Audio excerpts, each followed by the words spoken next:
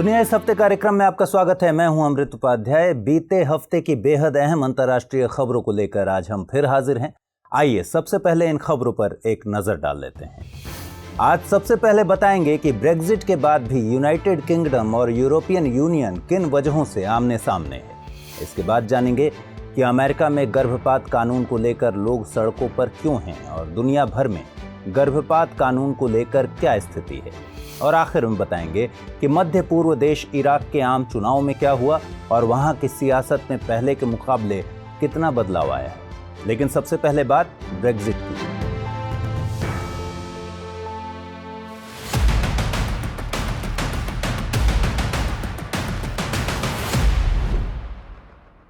बात 2016 की है, जब यूरोप की राजनीति में एक बड़ा परिवर्तन देखने को मिला। तब दुनिया भर में एकता का प्रतीक बन चुके यूरोपीय संघ की दीवार दरकने लगी थी। उसका मजबूत हिस्सा यूके यानी यूनाइटेड किंगडम संघ का साथ छोड़ने के लिए कुलबुला रहा था। उसकी इस कुलबुलाहट पर मुहर भी लग गई जब उसी साल जून में एक जनमत संग्रह हुआ। इस कवायद में आधे से ज्यादा यानी करीब 52% लोगों ने यूरोपियन यूनियन का साथ छोड़ने के पक्ष में वोट किया। ब्रिटिश नागरिकों की इस ख्वाहिश ने दुनिया भर को हैरानी में डाल दिया और पूरी दुनिया पर इस कवायद का असर भी पड़ा। हालांकि इस प्रक्रिया को अमली जामा पहनाने में कई साल लग गए और इसी साल 1 जनवरी से ये लागू हो गया। यानी तब से यूनाइटेड किंगडम यूरोपीय संघ का सदस्य नहीं है। अब सवाल है कि आज हम आपको ये सब क्यों बता रहे हैं। दरअसल अभी हाल ही में यूके और यूरोपियन यूनियन के बीच तनाव देखने को मिला।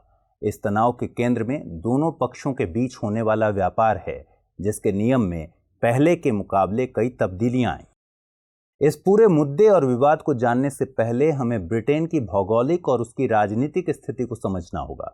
आइए पहले उस पर बात करते हैं। अमूमन ऐसा होता है कि हम ब्रिटेन और यूनाइटेड किंगडम का मतलब एक ही समझ बैठते हैं। अक्सर ही लोग ब्रिटेन को यूके और यूके को ब्रिटेन कहते देखे जाते हैं, लेकिन इन दोनों में ही फर्क है।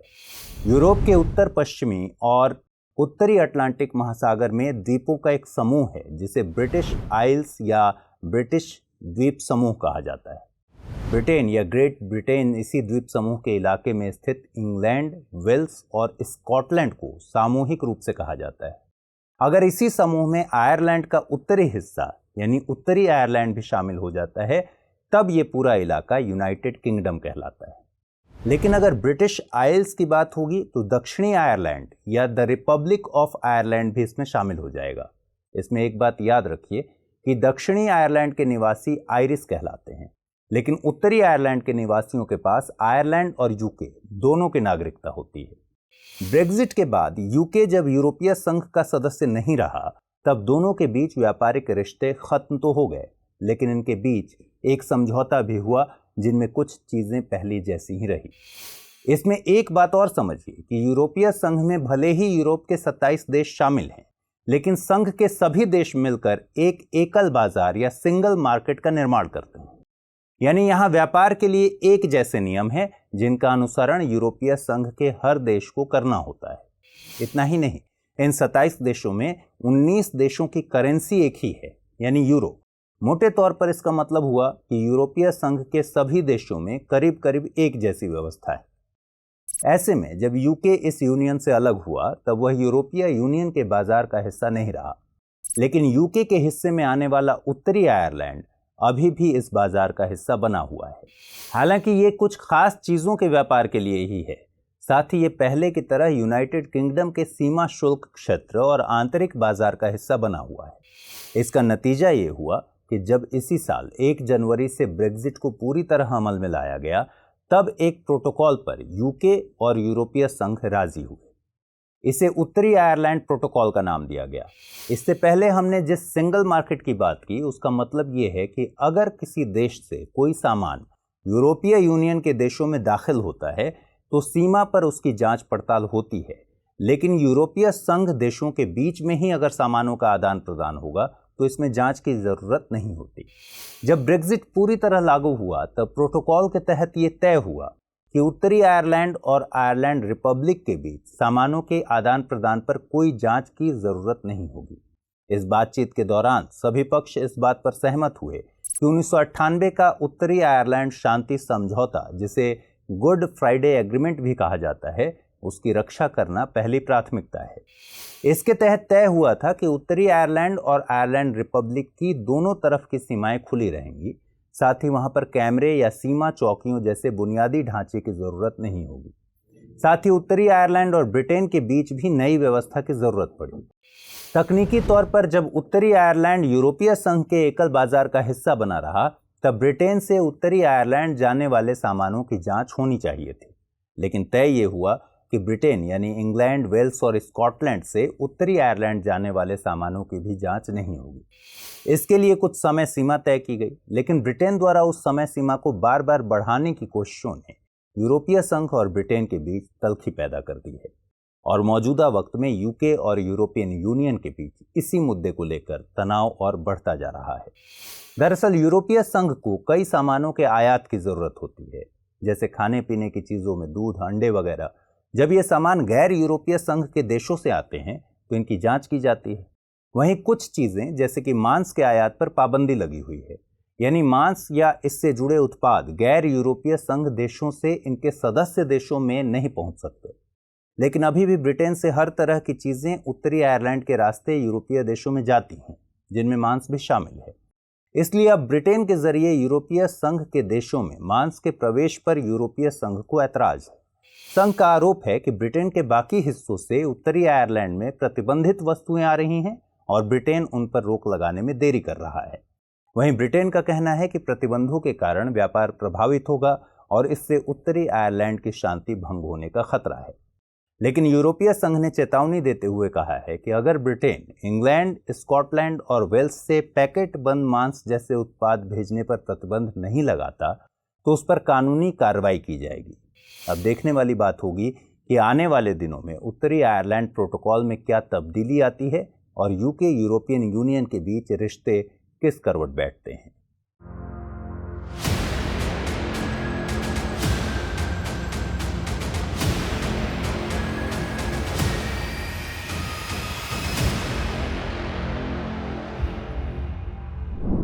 चलिए अगली खबर का रुख करें। इतिहास गवाह है कि दुनिया भर में लोग बुनियादी अधिकारों के लिए हमेशा ही लड़ते रहे हैं। ऐसी कई घटनाएं इतिहास के पन्नों में दर्ज हैं। ऐसा नहीं है कि सिर्फ गैर लोकतांत्रिक देशों में ही नागरिक अधिकारों पर सरकार अंकुश लगाती है और लोग अपने अधिकारों के लिए विरोध दर्ज कराते हैं, बल्कि अक्सर ही देखा गया है कि लोकतांत्रिक देशों के नागरिकों को भी अपने अधिकारों के लिए आवाज उठानी पड़ती है। एक ऐसा ही मामला दुनिया के बड़े लोकतांत्रिक देशों में शुमार संयुक्त राज्य अमेरिका में आया है, जहां लोगों ने सरकार के खिलाफ मोर्चा खोल दिया है। दरअसल अमेरिकी राज्य टेक्सास में पिछले 1 सितंबर को गर्भपात से जुड़ा एक कानून लागू हुआ। इस कानून के तहत भ्रूण में दिल की धड़कन पाए जाने के बाद गर्भपात कराने की मनाही है। यानी अगर गर्भ में पल रहे भ्रूण का दिल बन गया है तो उस गर्भ का अबॉर्शन आप नहीं करा सकते। साथ ही इस कानून में बलात्कार के मामलों से हुए गर्भधारण के लिए भी कोई छूट नहीं है। एक्सपर्ट्स के मुताबिक भ्रूण में धड़कन का पता अमूमन गर्भ के 6ठे हफ्ते में चलता है। कई मामलों में इस अवधि तक महिलाओं को पता ही नहीं चल पाता है कि वो गर्भवती भी हैं। अगर पता चल भी जाता है तो गर्भपात जैसे फैसलों के लिए पर्याप्त समय की ज़रूरत होती है, जो कि इतने कम समय में मुश्किल है। उनके पास ये सोचने के लिए पर्याप्त समय ही नहीं होगा कि वो इस गर्भ को पालना चाहती हैं या फिर नहीं। यानी कि इस कानून के तहत लगभग हर तरह के गर्भपात पर रोक लग गई है, क्योंकि जब तक महिलाओं को खुद के गर्भवती होने का पता चलेगा तब तक वक्त निकल चुका होगा।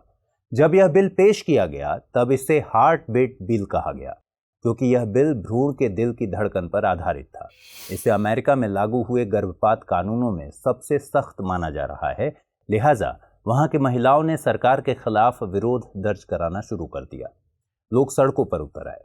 अमेरिका समेत दुनिया भर में इस कानून की खासी आलोचना हुई। बात इतनी बढ़ गई कि अमेरिकी राष्ट्रपति जो बाइडेन को इस मामले में दखल देना पड़ा। उन्होंने भी इसे अमेरिकी संविधान की मूल भावना के खिलाफ माना। हालांकि कुछ ऐसे भी लोग हैं जो इस कानून का स्वागत कर रहे हैं। प्रो लाइफ लॉबी वाले अमेरिकियों को इससे काफी बल मिला है। वे खुशी मना रहे हैं कि इस कानून के कारण कई और बच्चे दुनिया में आ सकेंगे। उनका मानना है कि अजन्मे बच्चों को भी जीने का अधिकार है। हालांकि महिलाओं को उनके अपने जीवन और शरीर से जुड़े और अधिकार दिए जाने की हिमायतियों की इससे हिम्मत टूटी है। तमाम विवाद के बाद पहले खबर आई कि एक जिला अदालत ने इस कानून पर रोक लगा दी है, लेकिन फिर खबर आई कि वहां के फेडरल कोर्ट ने इस कानून को फिर से बहाल कर दिया है। ये देखने वाली बात होगी कि जीने के अधिकार के खिलाफ बने इस कानून को बाइडेन प्रशासन रद्द करवा पाती है या फिर वहां की महिलाओं को इससे जूझने के लिए छोड़ दिया जाता है। गर्भपात कानूनों को लेकर सरकारों का मानवीय विरोधी सोच और इसके चलते लोगों का सड़कों पर उतरना कोई नई बात नहीं है। पिछले साल नवंबर में ही पोलैंड में बने गर्भपात कानून पर पूरी दुनिया ने लोगों का गुस्सा देखा था। अबॉर्शन लॉ के खिलाफ पोलैंड की सड़कें औरतों से पट गई थीं। कुछ वक्त के लिए ये कानून मुलतवी जरूर हुआ, लेकिन कुछ ही महीनों बाद उसे सरकार ने फिर से लागू कर दिया। अगर दुनिया के दूसरे देशों की बात करेंगे तो 26 देश ऐसे हैं जहां किसी भी हाल में गर्भपात की अनुमति नहीं है। ऐसे देशों में मां या बच्चे की जान पर खतरे को भी दरकिनार कर दिया जाता है। दुनिया की करीब 9 करोड़ महिलाएं ऐसे देशों में रहती हैं। यानी आप कह सकते हैं कि इन देशों में अगर कोई महिला गर्भवती बन गई तो उस महिला का अपने शरीर पर कोई हक नहीं रह जाता। हालांकि दुनिया में ऐसे भी देश हैं जहां गर्भपात करने की अनुमति है, लेकिन ऐसा तभी किया जा सकता है जब महिला की जान को खतरा हो। यानी इस कानून में भी महिलाओं को उसके बुनियादी हक से महरूम ही रखा गया है, क्योंकि महिलाओं की जान को खतरा है या नहीं, इसका फैसला डॉक्टर को ही लेना होता है। ऐसे मुल्कों की तादाद 39 है। इस कानून से दुनिया भर की 35 करोड़ महिलाओं पर असर पड़ता है। दुनिया में ऐसे मुल्कों की तादाद 67 है जहां गर्भपात के लिए कोई वजह नहीं बतानी पड़ती है। हालांकि बच्चे और मां की सेहत को ध्यान में रखते हुए यहां गर्भपात के समय को सीमित किया गया है। ज्यादातर मामलों में पहले 3 महीनों के भीतर ही गर्भपात की इजाजत दी जाती है। दुनिया भर में सिर्फ 14 देश ऐसे हैं जो महिला को अपनी स्थिति के अनुसार तय करने का अधिकार देते हैं कि वो बच्चे को जन्म देना चाहती है या नहीं। ज्यादातर मामलों में यहां सिर्फ औपचारिकता पूरी करने के लिए ही वजह पूछी जाती है। इनमें भारत, ब्रिटेन, फिनलैंड और जापान जैसे देश शामिल हैं। जहां तक भारत का सवाल है तो यहां महिलाओं को गर्भ के 24वें हफ्ते तक गर्भपात कराने की अनुमति है। हालांकि ये छूट कुछ विशेष परिस्थितियों के लिए ही है। इसी साल medical termination of pregnancy act 1971 में संसद ने संशोधन को मंजूरी दी। पिछले कानून में इसकी मियाद केवल 20 हफ्ते थी, लेकिन संशोधित कानून में 4 हफ्ते बढ़ाकर इसे 24 हफ्ते कर दी गई है। हालांकि कुछ अति विशेष मामलों में 24 हफ्ते से ज्यादा वाले गर्भ के अबॉर्शन का भी प्रावधान है, लेकिन इसके लिए मेडिकल बोर्ड से इजाजत लेना जरूरी है।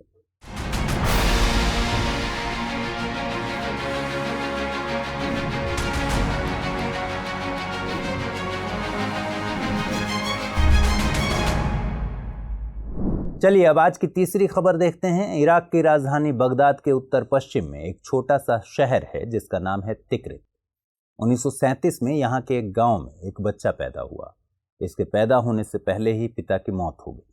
माँ ने दूसरी शादी कर ली, लेकिन उसका सौतेला पिता उसके साथ अच्छा सुलूक नहीं करता था। इसलिए जब वो 10 साल का हुआ तब घर छोड़कर बगदाद भाग गया, जहाँ वो अपने मामा के साथ रहने लगा।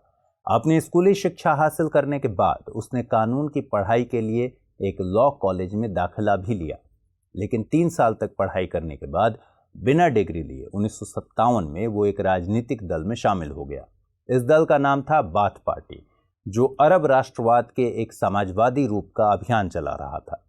अगले ही साल यानी 1958 में इराक में विद्रोह हुआ और तब के जनरल ब्रिगेडियर अब्दुल करीम कासिम ने ब्रिटेन के समर्थन से चल रही राजशाही को खत्म कर सत्ता अपने कब्जे में कर ली। इस सरकार के कैबिनेट में 16 मेंबर थे, जिनमें 12 मेंबर बाथ पार्टी से ताल्लुक रखते थे। 1959 में सत्ता पर पूरी तरह कब्जा करने के लिए बाथ पार्टी ने कासिम की हत्या की योजना बनाई, जिसमें यह युवा लड़का भी शामिल था। हालांकि यह कोशिश नाकाम रही और वो लड़का पड़ोसी देश सीरिया भाग गया। 1963 में फिर विद्रोह हुआ और इस बार बाथ पार्टी ने सत्ता पर पूरी तरह कब्जा कर लिया। अब्दुल सलाम आरिफ राष्ट्रपति बने। तब तक वह लड़का सीरिया से इराक आ चुका था। राजनीतिक महत्वाकांक्षा इतनी बड़ी थी कि वो अपनी ही पार्टी पर कब्जा करना चाहता था। अभी कुछ ही दिन हुए थे कि उसने राष्ट्रपति आरिफ की हत्या की भी योजना बना ली। जब सरकार को इस बात की भनक लगी तब उसे गिरफ्तार कर सलाखों के पीछे भेज दिया गया। तब तक पार्टी में इसने अपनी अच्छी खासी पहचान बना ली थी। इसलिए 1966 में जब वो जेल से बाहर आया तो बाथ पार्टी का डिप्टी सेक्रेटरी बन गया। लेकिन विद्रोह का सिलसिला खत्म नहीं हुआ। 1968 में फिर से विद्रोह हुआ और इस युवा ने जनरल अहमद हसन अल बकर के साथ मिलकर सत्ता पर कब्जा कर लिया। तब उसकी उम्र थी 31 साल। जनरल बकर इराक के राष्ट्रपति बने। दोनों जल्दी ही बाथ पार्टी के सबसे प्रभावशाली नेता बन बैठे। जनरल बकर की लीडरशिप के दौरान वह युवा धीरे धीरे पार्टी में अपनी जगह और मजबूत करने लगा और करीब 10 साल में ही पार्टी पर अपनी पकड़ बना ली। 1979 में उसने खराब स्वास्थ्य के नाम पर राष्ट्रपति बकर को इस्तीफा देने के लिए मजबूर कर दिया और खुद देश का राष्ट्रपति बन गया। वह व्यक्ति कोई और नहीं था बल्कि इराक पर 2 दशक से भी ज़्यादा समय तक राज करने वाला राष्ट्रपति सद्दाम हुसैन था। वही सद्दाम हुसैन जिसे इस्लामिक क्रांति के बाद 1980 में ईरान के साथ जंग लड़नी पड़ी और यह जंग 8 सालों तक चली। फिर 1991 में उसने खाड़ी का युद्ध भी लड़ा। कहा जाता है कि इसके बाद सद्दाम हुसैन और भी मजबूत बनकर उभरा, लेकिन इसके बाद के सालों में इराक पर अंतर्राष्ट्रीय समुदाय की ओर से कई आर्थिक पाबंदियां लगीं, जिसके चलते इराक की अर्थव्यवस्था चरमराने लगी। साल 2000 में अमेरिका में जॉर्ज बुश की ताजपोशी ने सद्दाम हुसैन पर दबाव और बढ़ा दिया। अमेरिका बार बार सद्दाम पर सत्ता छोड़ने का दबाव बनाने लगा और सद्दाम हुसैन इनकार करते रहे। लिहाजा मार्च 2003 में अमेरिका ने अपने कुछ सहयोगी देशों के साथ इराक पर हमला कर दिया और अगले महीने ही सद्दाम हुसैन की सरकार गिर गई। सरकार गिरने के बाद सबसे बड़ी चुनौती थी कि कैसे देश की व्यवस्था बेहतर ढंग से चले और यहाँ लोकतंत्र बहाल हो। सद्दाम हुसैन की सरकार बर्खास्त होने के बाद अप्रैल 2003 से अप्रैल 2005 तक इराक में राजनीतिक अस्थिरता रही। अप्रैल माह में ही जलाल तालिबानी ने देश के राष्ट्रपति के तौर पर शपथ ली और वो करीब 8 साल तक पद पर बने रहे। इसी साल सितंबर में इराक ने नया संविधान अपनाया।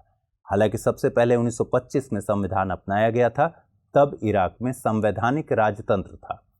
दरअसल सद्दाम हुसैन ने पूरे कार्यकाल में एक तानाशाह के तौर पर इराक पर शासन किया। हैरानी की बात यह थी कि इराक शिया बाहुल्य देश है। यहाँ शियाओं की आबादी 64% है, जबकि सुन्नी मुसलमानों की आबादी 34% है। लेकिन सुन्नी मुसलमान होते हुए भी सद्दाम हुसैन यहाँ शासन कर रहे थे। यह सब मुमकिन इसलिए हो सका क्योंकि सद्दाम की तानाशाह सरकार चुनाव ही नहीं करवाती थी। अगर चुनाव होते भी थे तो सिर्फ दिखावे के लिए। 1958 में राजशाही को उखाड़ फेंकने से पहले 10 बार आम चुनाव हुए थे। हालांकि इस दौरान भी इन चुनावों में हेराफेरी होती थी ताकि शियाओं को बहुमत से दूर रखा जा सके। लेकिन 1958 के तख्ता पलट के बाद यह प्रथा भी खत्म हो गई। सद्दाम हुसैन के सत्ता से बेदखल होने के बाद इराक की तारीख में पहला आज़ाद चुनाव 2005 में हुआ, जिसमें सभी समूहों ने पारदर्शी रूप से हिस्सा लिया। आपको आज ये पूरी कहानी इसलिए बताई जा रही है कि इराक में अभी संसदीय चुनाव हुए। वहाँ के राष्ट्रीय मीडिया के मुताबिक इस चुनाव में शिया मुस्लिम धार्मिक नेता मुक्तदा अल सद्र की पार्टी जीत की ओर आगे बढ़ रही है। वो देश के नए प्रधानमंत्री बनने की रेस में सबसे आगे हैं। खबर के मुताबिक मुक्तदा अल सद्र की पार्टी 73 सीटों के साथ सबसे आगे है और दूसरे नंबर पर 38 सीटों के साथ मोहम्मद अल हलबोसी की पार्टी है। देश में कुल 329 संसदीय सीटें हैं। जहां तक यहां की राजनीतिक प्रणाली का सवाल है तो इराक की राजनीति एक संघीय संसदीय प्रतिनिधि लोकतांत्रिक गणराज्य के ढांचे में होती है। यह एक बहुदलीय प्रणाली है जिसमें कार्यकारी शक्ति का प्रयोग सरकार के प्रमुख के रूप में प्रधानमंत्री करते हैं, साथ ही राष्ट्रपति भी। इसकी विधायी शक्ति प्रतिनिधि परिषद या काउंसिल ऑफ रिप्रेजेंटेटिव में निहित होती है। हालांकि ये सब दावे महज दिखावे के हैं। 2019 में द इकोनॉमिस्ट इंटेलिजेंस यूनिट ने इराक को सत्तावादी शासन का दर्जा दिया था, जिसका अर्थ है कि इस देश में राजतंत्र है और नाम के लिए लोकतंत्र के कुछ पारंपरिक संस्थान भी हैं, क्योंकि इन्हें ज़्यादा आज़ादी नहीं दी गई है। ऐसे देशों में नागरिकों की आज़ादी सीमित होती है। अगर चुनाव होते हैं तो वे निष्पक्ष या आज़ाद नहीं होते। ऐसे मुल्कों में न्यायपालिका आज़ाद नहीं होती और सरकारी आलोचना का सेंसरशिप और दमन आम बात है। दरअसल सद्दाम हुसैन की सरकार गिरने के बाद भी वहाँ की शासन प्रणाली में बहुत ज़्यादा फर्क नहीं आया है। सुन्नी दबदबा खत्म हुआ तो शियाओं का वर्चस्व कायम हुआ। सद्दाम हुसैन के बाद भी वहाँ सत्ता की साझेदारी सांप्रदायिक और जातीय पहचान पर ही आधारित है। यह देखना दिलचस्प होगा कि चुनाव जैसी कवायद सचमुच में लोकतंत्र का शक्ल कब अख्तियार करती है और इराकी नागरिकों को सच्ची आज़ादी कब मिलती है। आइए अब इन तीनों खबरों पर नोट करते हैं जल्दी से सवाल। पहला सवाल है, उत्तरी आयरलैंड प्रोटोकॉल क्या है? यूरोपीय संघ के एकल बाजार का क्या अर्थ है, वर्णन कीजिए। दूसरा सवाल, अमेरिकी राज्य टेक्सास का गर्भपात कानून विवादों में क्यों है? यह कानून भारत के गर्भपात कानून से किस तरह अलग है, परीक्षण कीजिए। और अंतिम सवाल, इराक में किस प्रकार की राजनीतिक प्रणाली है? वहां अभी भी सत्ता की साझेदारी सांप्रदायिक और जातीय पहचान पर ही आधारित क्यों है, परीक्षण कीजिए। तो दुनिया इस हफ्ते कार्यक्रम में फिलहाल इतना ही। अगले एपिसोड में नए मुद्दों के साथ मिलेंगे, तब तक के लिए दीजिए इजाजत। नमस्कार।